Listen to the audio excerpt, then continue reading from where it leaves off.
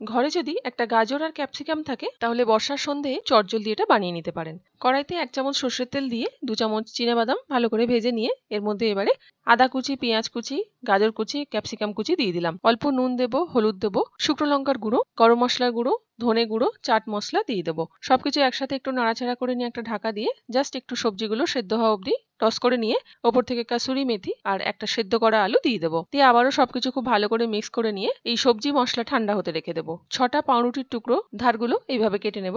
এবারে একটা বাটিতে জল নিয়ে নেব আর ছোট যে চিজ কিউবগুলো থাকে সেটাকে আমি 4 টুকরো করে নিয়েছি। এবারে একটা করে ব্রেড স্লাইস জলের মধ্যে চুবিয়ে সম্পূর্ণ জলটা হাতে করে এইভাবে চিপে নিংড়ে দিয়ে 1 চামচ করে মশলাটা এর মধ্যে দেবো আর একটা করে চিজ কিউব দিয়ে দেবো। এবারে হাতে করে চেপে চেপে এইভাবে গোল করে নেব যাতে একটু ক্র্যাক না থাকে। ঠিক একইভাবে 6টা পাউরুটি তৈরি করে নেব। কড়াইতে অল্প তেল গরম করে সব দিক থেকে ঘুরিয়ে ঘুরিয়ে লাল করে ভেজে নেব। নামিয়ে সসের সাথে পরিবেশন করুন দারুণ টেস্টি ক্রিসপি চিজ বল।